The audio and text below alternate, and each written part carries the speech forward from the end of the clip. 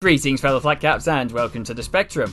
Today we're going to be looking at a small and humble game by a very humble man named Donald Brown. It's a game about adventure, dragons, treasure, and potentially instant death.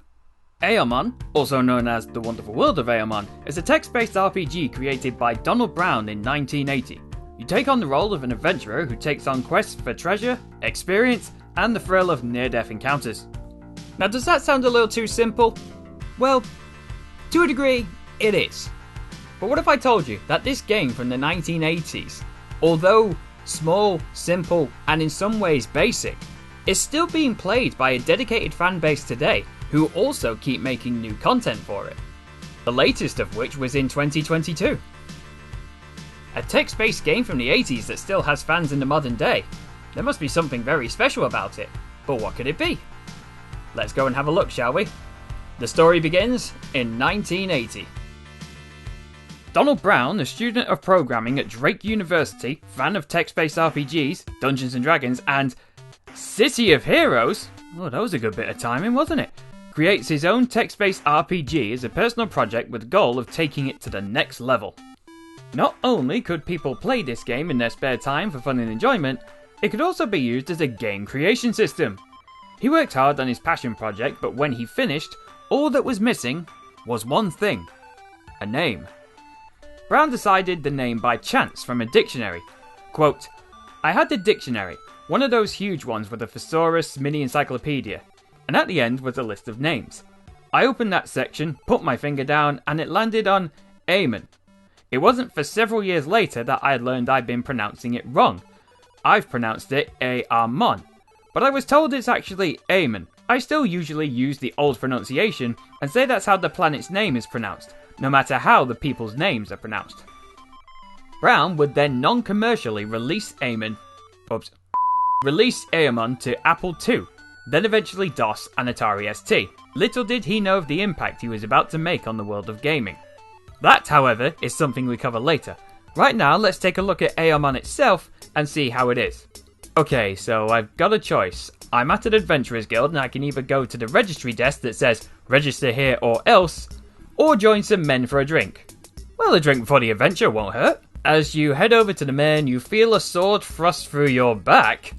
Wow, my first death of the game, and it was on the first choice with a side order of sass. Essentially, I just died at the menu screen. Restart. So head to the desk. You're greeted by a burly Irishman who looks at you and asks, "What's your name?" This essentially is the new load game option. You can type the name of your character to load them or create a new one by registering a new name. My name is Zach. "Your name's nae here. Have you given it to me alright?" "Yes, I have a..." Wait a second. This is an RPG game. I can be whoever I want to be. No. My real name is Federico Fandango Flamenco III and a half. "Your name's too long for me book. I can't use more than 30 letters. That's a long-winded excuse to say that you can't spell.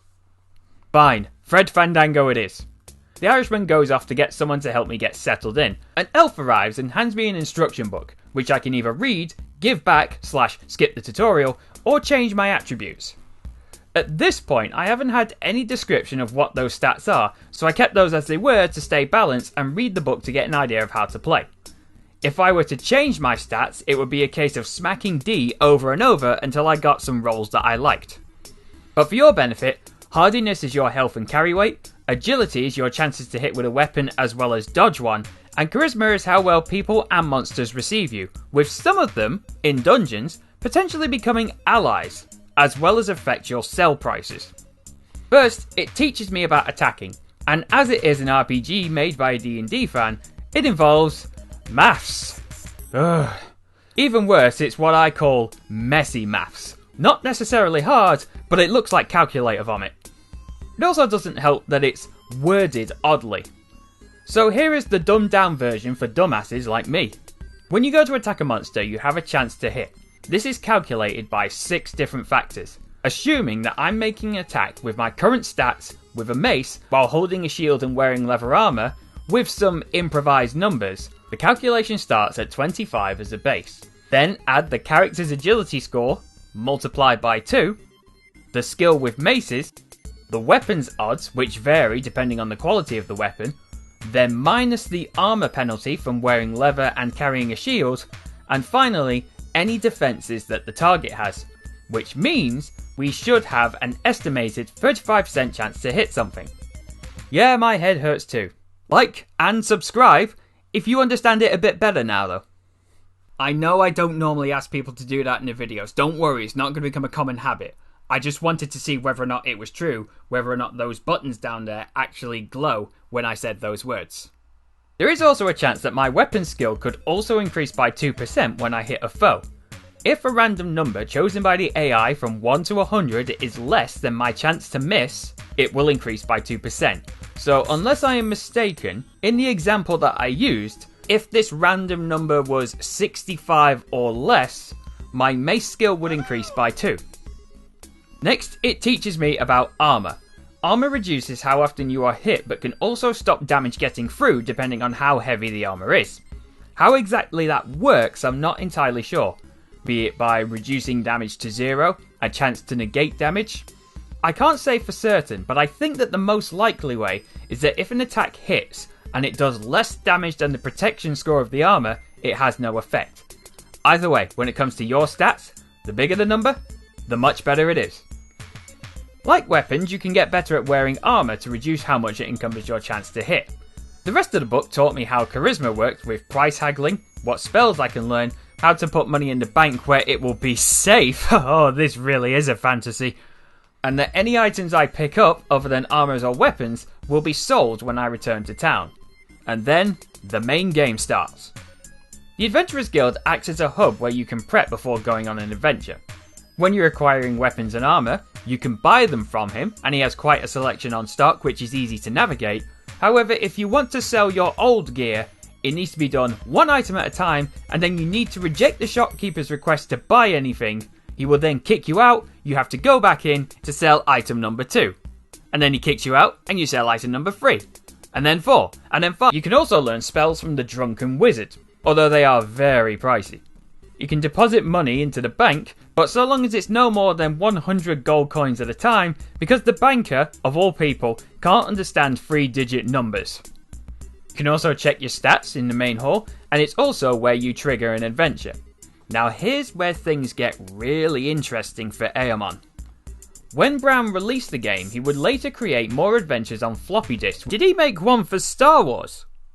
By God, he actually did. On the Millennium Falcon, which has been captured by the Death Star, and you get a lightsaber. Oh, and look at that, a fan made a sequel to it, which could be loaded after you left the guild. But he also encouraged people to make their own adventures to put on floppy disks for others to play. At the time of this recording, there's an estimated 279 fan-made adventures that you can play, with the latest one being made in 2022, and some of them are even inspired by Lord of the Rings. The genres don't stop at fantasy either. You can also find sci-fi, pirates, there's quite a selection on choice. I, however, am going to judge Eamon in its vanilla state, so I'm going to be playing the built-in mission, Beginner's Cave. Now we all know how a text-based game works. You have a set list of commands that you can type and navigate the world with. Your actions will be limited, and sometimes you have to use a specific wording, otherwise the game doesn't understand that read the sign means read the sign that's right next to me. Like my dad once told me, to play this, talk like a caveman. So, read sign, attack rat, eat rat, return to monkey. So Beginner's Cave, marked with a sign that says Beginners Only, is an easy level which lets you try to get to grips with how to use the commands and what kind of things you can expect in your adventures.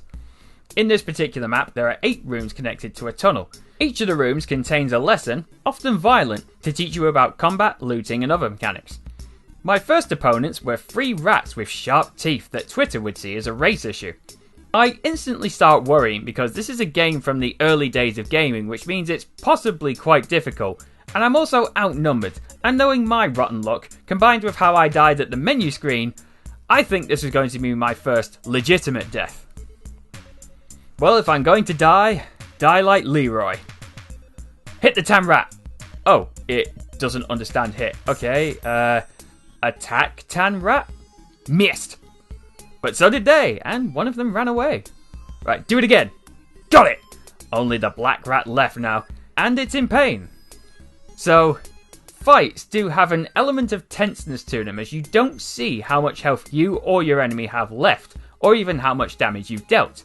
Instead, phrases like, a critical hit, bounces off the armour, or is at death's door and knocking loudly give you hints as to what's going on in the fight, how well you're doing, and how badly they're doing. The rats were easy to deal with despite there being more than one of them. And with victory in hand, I take the diamond. No. Get the diamond. And I also decide to take the tan rat. There is a tan rat though. Oh wait a minute, hold on. Get dead black rat. There we go. I took both corpses thinking that maybe they could be sold for a low price back at town. The answer was no, by the way. And looking back on it now, I can see how stupid of an idea that was.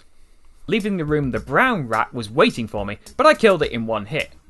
Then in the next room, I found a hermit. I tried saying hello and he tried to kill me. He almost did until his health got so low that for some reason he stopped attacking and I couldn't land a finishing blow. Leaving the room, he followed me and I tried to kill him there and it worked. I then took some time to figure out how to drink the health potion that he left behind.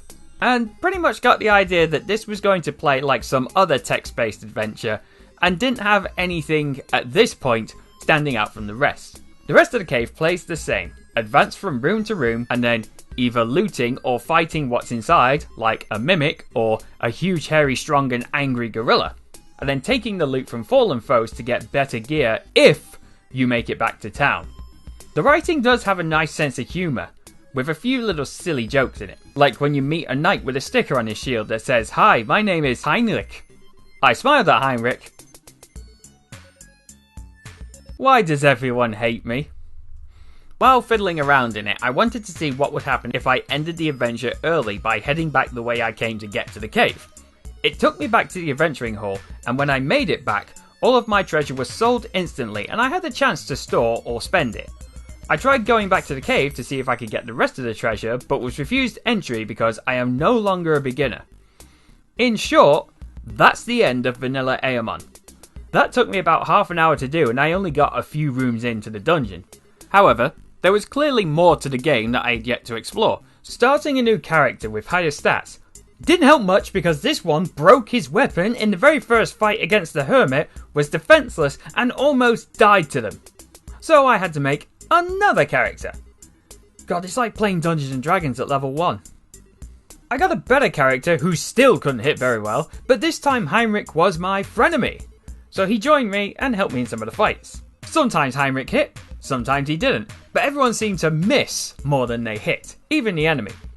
Going further into the cave to see what I had missed out on because of the dice being arseholes, I found a pirate who died in one hit, which is really unusual considering how much we've all missed each other in the fights leading up to this. And I got his flame sword, the Troll's Fire. Ooh, maybe I'll actually be able to kill something now. When travelling through the tunnel to get back to the entrance, I forgot where I was because I was distracted by my camera falling off my desk. So I typed "look" to get a reminder, accidentally finding to a temple where an evil priest and the not-so-bright daughter of a duke, Cynthia, was about to be sacrificed. I tried the peaceful method, but peace is never an option. Cynthia fled, and probably good thing too, otherwise she would have seen 3 idiots consistently missing each other like they're doing beginners laughing. With the help of Heinrich, I won the fight, took the priest's rare spices, and went back to go and get Cynthia. Now that my party had increased to 3 members, I was curious to see if Cynthia would help in a fight. I went to go fight the first enemy I could find and it was the gorilla. So, I just broke my magical flaming sword on a gorilla. Heinrich, can you help? You dropped your weapon. With things going horribly in the blink of an eye, I decided to cut my losses and fled out of the dungeon with my new allies. When I got back to the hall, my treasure was automatically sold and oh, now that's what I'm talking about. And I also got some extra for the safe return of Cynthia. So, looking at it as a whole, Eamon Vanilla is a short and sweet experience that's intended to have a lot of room for improvement, which players love the idea of. Players were praising the game for its advanced features and how intricate it was for the time. Brown would continue to release 8 other adventures periodically over the 1980s, kickstarting the growing numbers of adventures people were creating, which Brown was also very happy about. The quality of these adventures would vary by author, but players and Brown were ecstatic to know that a shortage of content would not be an issue for a long time. Then in 1981, Brown would be a founding partner for CE Software and stopped working on Eamon knowing it was in the hands of a good fanbase, and worked on a commercial successor for it to be released by the company, Swordfrust. It played the same as Eamon and shared a similar layout with some minor changes, some new elements, and definite inspiration from Eamon. The Adventure Hall is now the Rogues Hall. You couldn't die at the first choice, and now there was a title screen complete with ear-piercing music.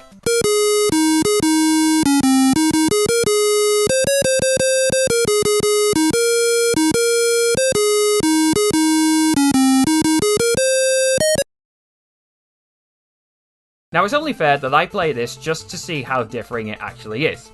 So I need a new character. You know what? I'm going to try and confuse the game by putting in my own Easter egg. Heinrich.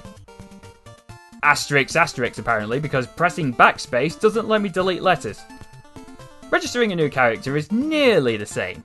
If you want to change your stats, you now have to put more thought into it, as you have to pay 2 points from one stat, or reduce the skill of your left hand by 10% to add 1 point to another stat.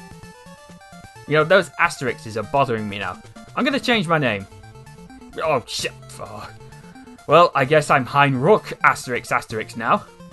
Damn podgy fingers. The game begins like Eamon, in a hall with a selection of rooms or people to visit. Hocus Tocus the wizard who teaches you spells, the banker where you can store your money, and Heinrich the weapon seller. Game beat me to it on the Easter egg.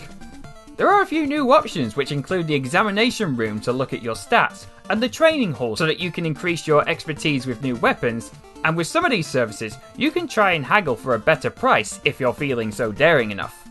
Although some rooms will immediately kick you out if you are broke. Right now I'm going to give you a pro tip. Make sure that your first stop whenever you play is the examination option, because I was a dumbass and bought an axe before seeing my stats and got a weapon that I was shit with. You stupid ignorant son of a bitch, dumb bastard! So with an accidentally debuff character made, I tried out the built-in adventure. As with Eamon, it will allow you to insert a floppy disk before you go on an adventure if you want to play something else. But, again, this was a feature that wasn't available to me, so I stuck with the inbuilt mission. A quest called The King's Testing Ground, which you don't need to survive to join the guild. Spoilers, that's a fucking lie, and the king is a cunt. It is good to see that Brown's sense of humour is still in the writing. Before going into the dungeon, I had to sign a waiver that frees the kingdom of all responsibility of me. Ooh, a HUD. So as you can see, it's still a text-based adventure, but other factors like fatigue and the time of day now come into it. As being fatigued means that you will fight less effectively, and if it gets too dark, you may not be able to see what's going on. Like Eamon, there's also a large list of actions to use, some of which carry over from Eamon, and some new ones like Swallow. Now the King's Testing Ground feels very familiar to Beginner's Cave, as again, it is a corridor that has offshoots leading to rooms filled with treasure and or creatures inside. In the first room is a giant spider. Smack it! Oh shit, wow, it went down in one hit. Maybe I actually am good with an axe. Okay, look, spider. Nothing useful on it. Swallow spider? But I know an old woman who swallowed a spider that wriggled and wiggled and tickled inside her. In the next room, I met this game's equivalent of Heinrich, Richard, a knight of the realm who vanished years ago. Although I am cautious because Heinrich attacked me last time, and a hermit also attacked me when I tried to be nice to him. So, smile? Oh, okay, looks like he's friendly. Say hello? Okay. Can I have your stuff? Well, I guess so. Alright, on to the next room. And Richard is following me. Sweet, new friend. So like Heinrich, Richard will follow you from room to room and have his own turns in combat. And just like Heinrich, he's also introduced early in the dungeon. Now, as far as I could tell, with Heinrich and Richard, I couldn't change their gear, but when I got into a fight, Richard would fight sort of well. Better than Heinrich, but he still had his problems. But either way, I was happy to have a second sword. Let's go, Richard! Glory awaits! Ooh, look, a chest. Oh, I wonder if it's a mimic. Oh, who'd have thought? Just like the one that's in Eamon. Get him, Rich! Excellent. Things are going well. But confidence is a killer. In the corridor leading further in, the third encounter that I had was a knight. Are you friendly? Oh boy. Oh, god damn it, I fumbled! Help me, Richard! Fucking hell. This knight killed Heinrich, and the adventure was over.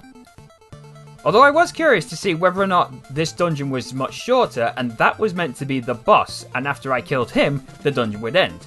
So Heinrich Jr. was born, and I had the plan this time to try and alter my stats a bit to make it so that I could hit more. Your character's stats are low enough to qualify for our suicide plan? Okay, well now I'm just morbidly curious. So when you commit suicide as part of the program, you're resurrected with new stats. If the game deems them good enough to make a start, you're stuck with them, but you can edit them. It might happen the first time, or you might have to kill yourself several times to achieve the stats that the AI wants you to have. By the way, the AI is also deciding my starting stats. Dark humour aside, don't you think it would make more sense, although it admittedly would be less humorous, for the stats to correct themselves so I could reach a minimum if they are too low, especially if it's multiple times in a row? Making sure Heinrich Jr. was better equipped, I went to get Richard, went straight to the knight, and god damn it, Richard! Although I didn't kill the knight, I was able to make him run off like a little bitch. Sadly, it cost Richard his life. So it turns out that the King's Testing Ground shares a similar size to Eamon's Beginner's Cave. The knight was not the end of the level, and instead of a pirate, I fought a killer plant. Then it differed a bit. You can swim under the lake and through some caverns to fight the cultists. When I got there, I broke my spear fighting them and almost died to them, ran back to base, sold my gear, and spent some of that money in the bar, where I passed out from drinking too much and got robbed? Oh, for fuck's sake, this one hates me as well. So Swordthrust, I would say, is in some ways harder, but in some ways easier than Eamon. More factors to consider means that the fights are tougher and you could find yourself up shit creek without a canoe, let alone a paddle, if things don't go your way.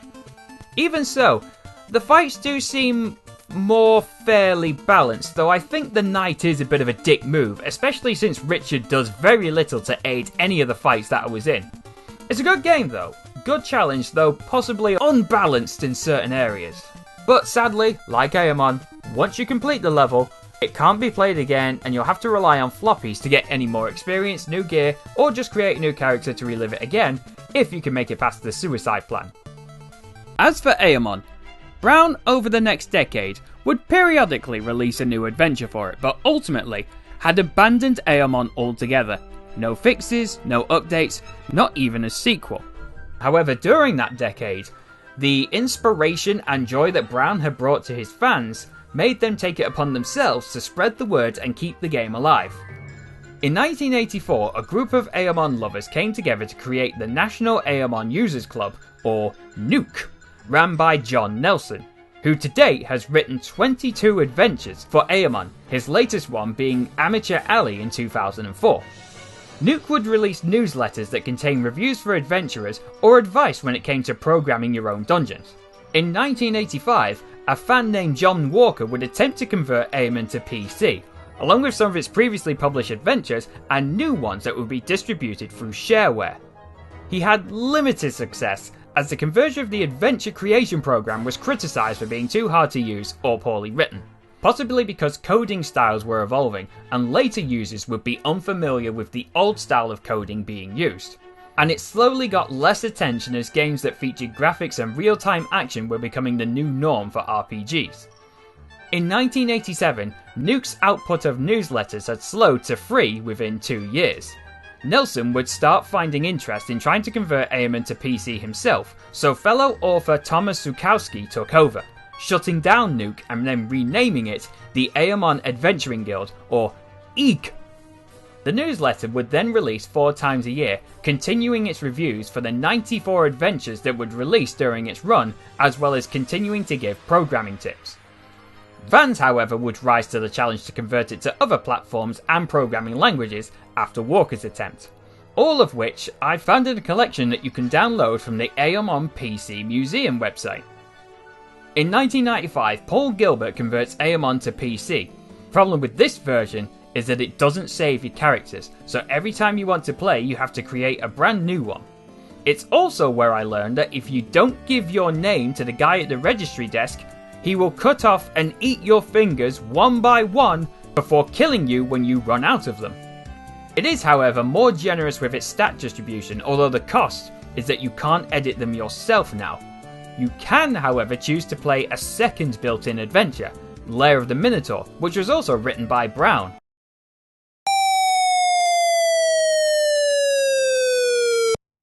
Ooh, and it's animated.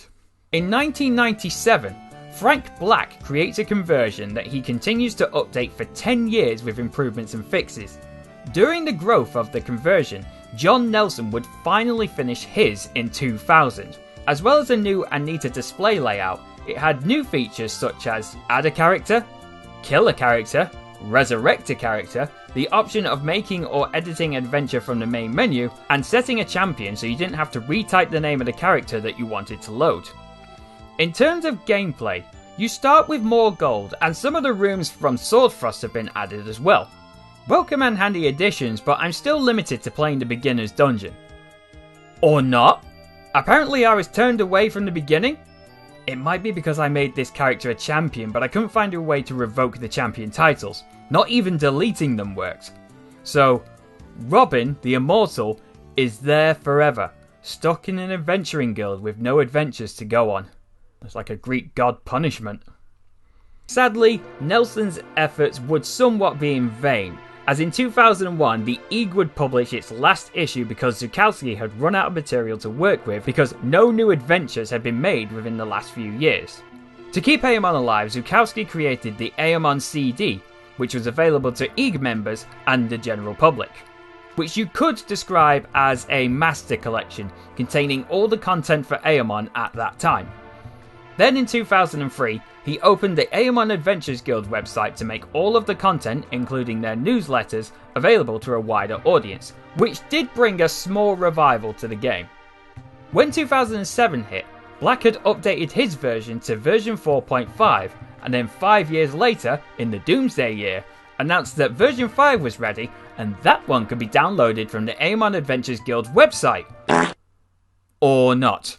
Well, I can still try version 4.5 and see how that goes. So taking a nosy at the options in the menu, it looks like you can get right into the nitty gritty of it all. I have no idea what some of this means, but at least the dungeon builder is functional. I may have to give that a go later on. Oh, and look at that! A load game option. Ooh, we're getting fancy now with an animated intro sequence. I have no idea what the story arc is here. The dragon is watching the castle at night, and then it barbecues an eagle. A UFO abducts the castle. The dragon does a multi-shadow clone jutsu, and then pirates take the castle? God, this is weird. But it's better special effects than anything Marvel's got right now. The hall is still where you start off when playing the game, and many men and women are grizzly bears. Okay, that is an unusual start, though I do appreciate that Black is trying to add his own sense of humour into this. Can I still die on the main menu? Certainly can. How about my fingers? Will they still get munched? Ah, no, that one's gone. Alright, well, let's get down to business. I think I'll make a woman this time, and then I'll name her after the scariest woman I know. When it came to the stats, I wasn't able to change what I'd been assigned, as all I could do was read the instructions and they said, hit any key to continue. Then it gave me the familiar tutorial from Vanilla Eamon. Told me how the weapon stats work. Club mace. I get it. Weapons still have the same mechanics as does armor, but there are new armor options like earrings, sandals, and nude. For the most part, everything matches vanilla Eamon bar a few changes. Once my character was made, I called a taxi to the main hall and got a graphical upgrade. Wow, look at this. I can actually walk around in it. Gina be going around looking like a farmer though. Now it's not just the looks in the main menu that offer up some joys. The guild hall now lets you travel around to the village and the practice areas that add in the training features from Swordfrost and brand new features like the blacksmith who sells randomized second-hand weaponry and the witch who will increase your stats for a fee. Some very welcome additions to the game. It is cool that it has a map to walk around and new stuff to interact with, but I was thrown for a while as to how I actually use any of it. Obviously the arrow keys move you around the map, but trying to use a service was a little confusing. Instead of going up to them and pressing a button to talk, you need to walk up to them, press T to talk, and then press a direction that you want to speak. When I figured out how to buy stuff, there was a flaw in the shop's design. When buying a shield or armor, I can choose what I want and I can reject it if it costs too much. Weapons, on the other hand, are automatically handed over with my money taken, with no chance to reject it if I don't want it. After looking around a bit and prepping Gina for battle, it's time to see how the adventures work. And there's actually a lot to choose from, holy shit. Well, there's no shortage of content for this one. But for the sake of comparison, I went to Beginner's Cave. And yes, it is pretty much 98% Beginner's Cave, but with a few tweaks. The rats are still to be found, as is the Hermit, but either the Hermit is not aggressive, or I got lucky with my charisma stat and passed the friendly check to stop him being aggressive, though he didn't want to come with me and help fight. Heinrich is still here, and he's still an arsehole or a friend, depending on how he feels of the day, though. Although Heinrich is still here, and he's still an arsehole or your friend, depending on how he feels on the day. After that fight, I thought that the combat had seemed fairer, as I'm hitting a lot more often, and it feels more balanced in terms of damage distribution. Ironic, seeing as that Gina would find her death not at the hands of a worthy foe with a better combat system. It would be curiosity that killed her, as she read a magic book in the library, which was also in vanilla Eamon, except this time I made Gina read it, and she turned into a fish and died. It was, however, a blessing in disguise, as this is where I learnt there is a save system that has been implemented. So now, you don't lose all of your progress from a mistake, bad luck, or just a dick move. I gave the dungeon creation system a try, and it's fairly complicated, and if you don't have a vague idea of what you're doing going in, you could find it intimidating. I did have a small idea of what I was doing. I had made something similar in the past, but I had no idea what I was doing wrong here, as even though I made my first room bright, it was still too dark to see. Although I will say, with this interface, this is something you could learn fairly easily if you put some practice into it. I think I like this one better than vanilla Eamon because, to be honest, it feels more involving. If, however, you are the kind of player who prefers the classic look of the game, but want an updated, better functioning version of it, there is a 2017 C# version available to play, but I wasn't sure how to get that one to work. But there is also a browser version that you can play that was released in the same year. This version is easier on the eyes and much more beginner friendly with an even better layout. The menus are interactable, your stats and equipment are always on display, so it's easy to keep track of how you are growing, what weapon you are using, and how loud you're knocking on death's door, as well as who is hostile and who isn't. It also comes with the save feature, and you can load your character from the main menu, and what's very cool is that it also has a fuck ton of adventures to play which are categorized, so that you can find something to fill your adventure lust easily. This, however, is where any sort of fan revival for Eamon stopped. To be honest, that might be what's best for it. If Brown or even a fan tried to make it do the jump into an action RPG, be it 2 or 3D, it would take a lot of thought and creativity to make it just as appealing as the original, but inevitably, fans of the game would compare it to the original version, and it would be a hit or miss with the fans, but certainly divide its fan base. And even if it did evolve into that, most likely the biggest appeal of the game, which is the fan-made content, would probably just disappear.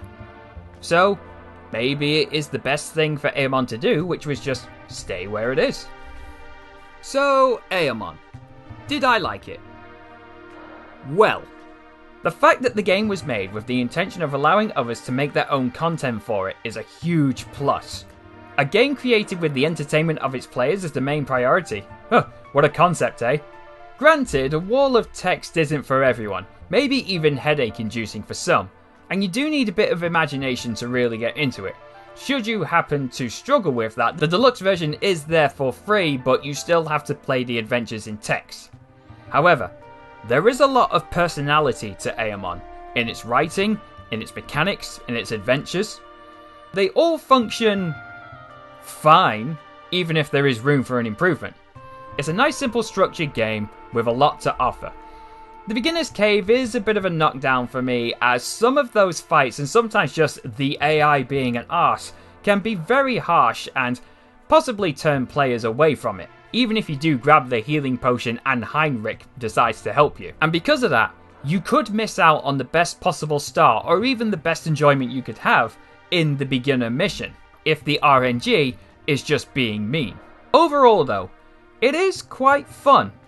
It is a lovingly made game with a great fan base. It would have been interesting to see how far it would have gone if Brown continued to get involved with it. But sometimes, it's best just to let a little good thing be a little good thing. So for those reasons, Eamon easily falls under yes. What about you though? Did you like it? Did you ever play it? Have you ever made anything for it? As always, your thoughts are welcome down below. As you type them out, I thank you for watching, and remember, you're always welcome at the Spectrum.